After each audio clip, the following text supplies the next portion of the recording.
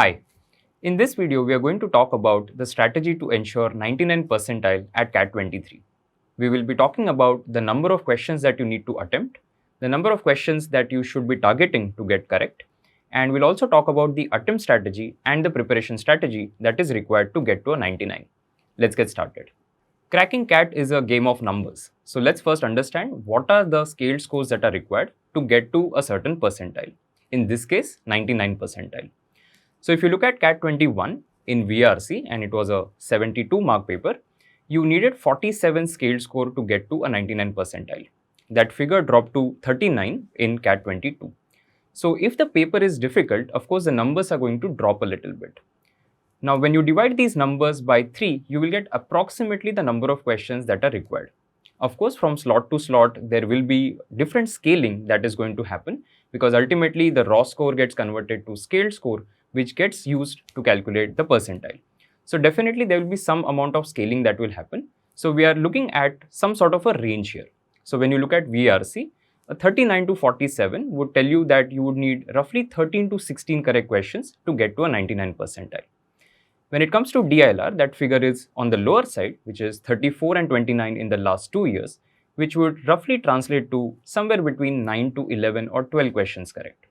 And for quant, that number is 33 to 36, which is 11 to 12 correct questions. Of course, plus or minus 1 can happen always.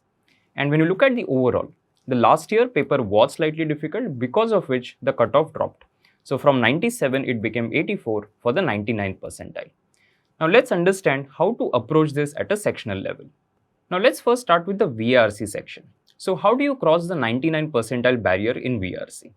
So when you look at the target score, you should be targeting somewhere in the range of 42 to 45. That roughly translates to 15 to 16 correct questions, and assuming that you're going to get a few questions wrong while you're taking the test, you should be targeting 18 to 19 questions, which also will demand higher accuracy from your side. When it comes to the time allocation strategy, I would recommend you to do 25 minutes for RC, again plus or minus 2 here and there, that's fine, and 15 minutes for VA. Spending anything more than 20 minutes on VA will be a bit of overkill. I would suggest that you restrict yourself to about 15 minutes. Now let's also understand how many questions you should be doing and what should be the flow in which you do these questions. So in terms of the attempt strategy, when it comes to reading comprehension passages, I am going to look at 3 RCs. Now it's possible for you to attempt 3 RCs in the time that is available, and you have to identify that one RC which is the most difficult in your slot and stay away from it. It's okay to not attempt all the questions on a particular RC. So I may be attempting only 10 to 12 questions, but as long as I'm attempting those questions correctly, you're good to go. When it comes to verbal ability, 6 to 8 questions is what you should be targeting. If you're somebody who is very good at verbal, you can also do all the 10 questions. There will be a few theta questions, of course, so there would be that temptation to attempt more questions because there's no negative marking. But at the same time, it is also going to consume your time. So keep that in mind, factor that in, and try to attempt 6 to 8 questions in the verbal ability part. Having understood this, the question then remains is how do I prepare in the remaining days? Now, the recommended strategy that we have for RC selection process is going to be understanding the topic, language, and the content. So when you look at the topic, is it something that I like to read on a daily basis? For example, if it is from, say, technology, I might be a technology enthusiast, and that's why I like to read technology. So if you get a passage from that area, you will have maybe interest in reading that particular thing, and you'll find it a little easier as well. When it comes to language, is the language something that you typically read on a day-to-day basis, or is it a scholarly article? So depending on that, you will have to decide whether you're going to attempt the RC or not. And lastly, the content. Is it very argumentative? Is it something that I would find excited to know about? So depending on all of these parameters, you decide whether you want to attempt a particular RC or not. For example, in one of the years of CAT, there was a topic or RC, the topic of the RC was British folk music. Now, if you're somebody who is interested in music, you will find it interesting to read that particular thing. But of course, it was an intricately worded passage. So you have to take a call basis the overall composition of the RC, whether you're going to do it or not. You have to make quick decisions on this front. Then solving all the past CAT papers is very, very important. And when I say past CAT papers, I'm going to first of all recommend you the recent years, which is CAT 2017 onwards, All of these papers are also available in the My IMS dashboard. So do all of these papers. If you have more time, you can also do CAT 2003 to 2008. Now let's talk about the next section, which is the data interpretation and logical reasoning, something that is perceived to be the most difficult section of the CAT. Now when you look at the number that is required to get to a 99 percentile, you're looking at 30 to 32 score, and that's a scaled score that we're looking at. How can you get there? You can get there by doing 2 sets. So if you do 2 sets and that's 10 questions, assuming that you got all of it correct, you would definitely be able to hit a 99 percentile. Now the element of choice has gone down significantly in this particular section. Earlier in the previous years of CAT, where it used to have 8 sets of DLR, even attempting 4 sets or 5 sets out of 8 was enough for you to get to a 99 percentile. But now the element of choice is very limited. You have 4 sets, you have to identify 2 sets that are doable and then crack those sets. How much time you should be spending? So time allocation, I'm going to look at roughly 6 minutes for identifying what sets I want to do, and then 15 minutes roughly per set to solve those sets. So that will still give me enough time to do justice to the sets that I've chosen and also ensure that I get all of the questions correct. Now you need not spend all the 6 minutes in identifying the sets in the beginning.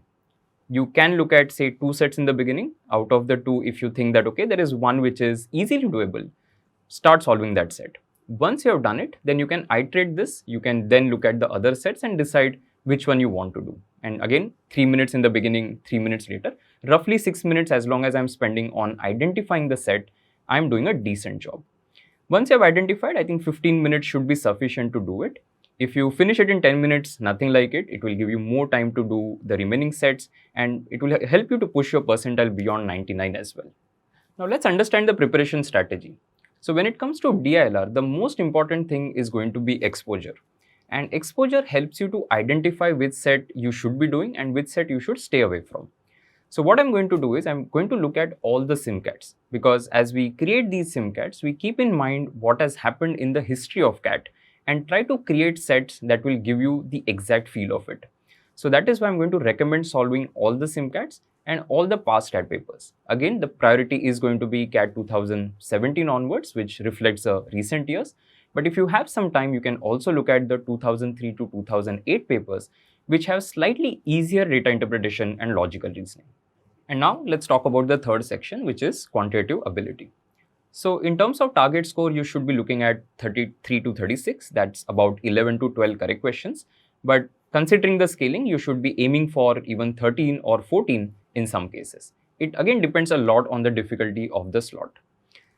Target attempt 14-15 questions, but I'm going to look at 12 to 13 correct questions out of this. So I should be attempting slightly more because silly mistakes can always happen, or there could be some questions that for some reason you ended up reading it incorrectly, so you marked the wrong answer and so on. So considering all of these things, you should be attempting slightly more. Keeping about 80 to 85% accuracy is something that you should be aiming for. Now let's understand the attempt strategy. So you're going to look at a question and decide whether it is A, B or C. Easy, moderate or difficult, whether should I be doing this question right away, should I do it later, or should I not do this question on that particular day.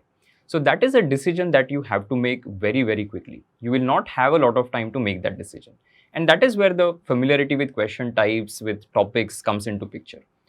Once you know that, okay, when I look at this question, I have done a similar question in the past, I know the concept very well, straight away start solving that question.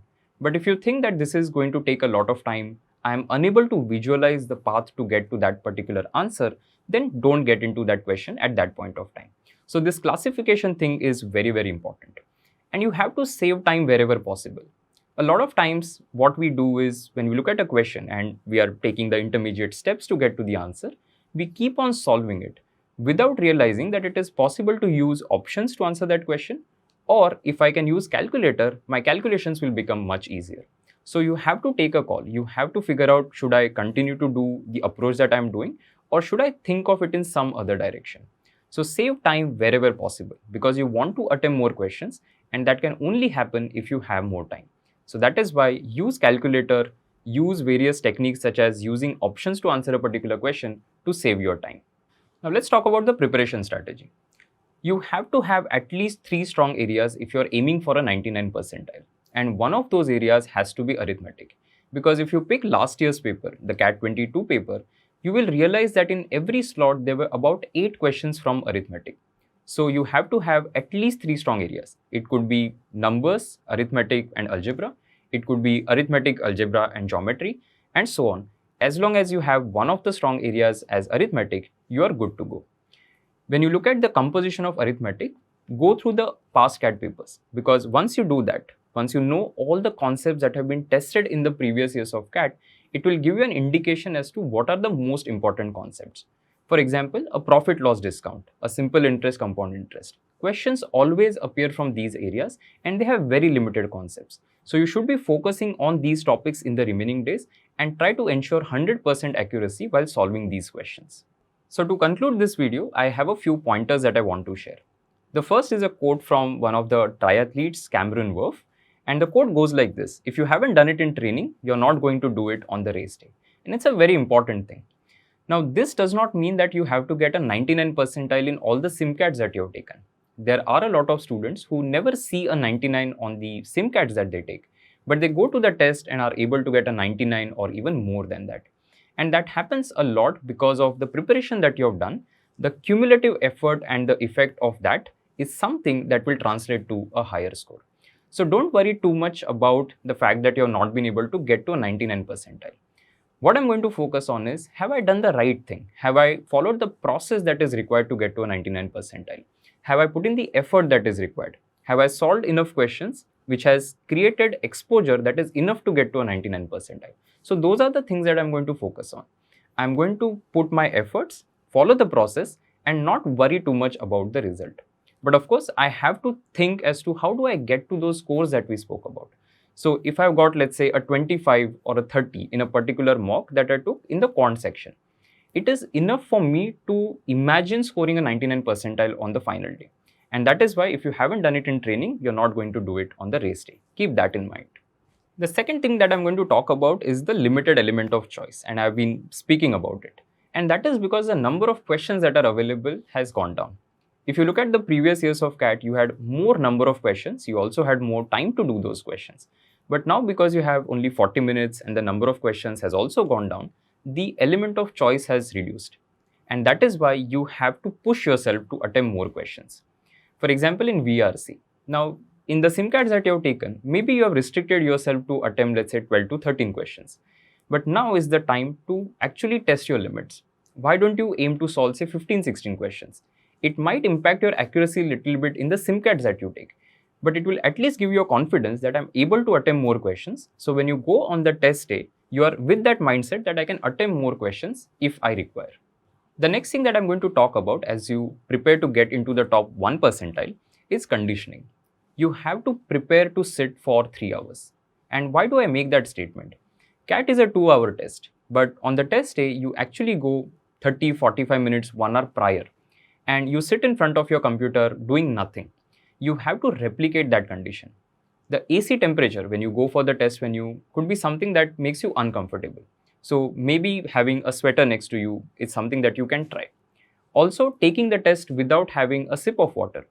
All of these things are basically conditioning. You have to sit for 3 hours. So when you are taking your SimCATs now from your home, what you're supposed to do is, if you have, let's say, a 4:30, 6:30 slot, which is the actual CAT slot, let me sit in front of my laptop at 3:30.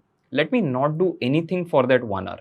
It's going to be a lot of awkward silence, but get used to that because it's going to be you against your mind in that 1 hour. So that is why get used to conditioning. Start sitting 1 hour prior to your actual slot and then sit for those 3 hours and take the test. The penultimate thing that I'm going to talk about is the past CAT papers. They must be done. It is non-negotiable. You can say that I am not going to take more mock tests and we are okay with that. But if you say that I have not done a past CAT paper, I'll have a problem with that statement. So what I'm going to do is CAT 17, 18, 19, all the years, wherever it is available in the public domain, including 2003 to 2008, if you have time, I'm going to do all those questions because that's the gold standard. These are all past CAT papers. You have to do these questions and you have to remember the approaches to all these questions. And finally, all the SimCATs. Because the SimCATs that we create, whether it is proctored or take home, they reflect what is going to happen in the CAT. When you solve these papers, you get used to sitting at one place for 2 hours and then putting in that effort that is required to crack that particular test. It also tells you how to deal with situations where the paper is very, very difficult. So how do I get adapted to that particular situation? So SimCats, the simulations, are very, very important so that you get prepared for the D-Day. And that brings us to the end of this particular video. There is no secret to get to a 99 percentile. You follow the process and you don't really worry too much about the outcome. I'm sure that if you're somebody who has put in the effort that is required to get to a 99, you will be able to get it on the final day. I hope this video has helped you and wish all of you all the best for the remaining days. Thank you so much for watching. All the best once again, and if you haven't subscribed to the channel, do it right away. Thank you so much. I'll see you guys in the next one.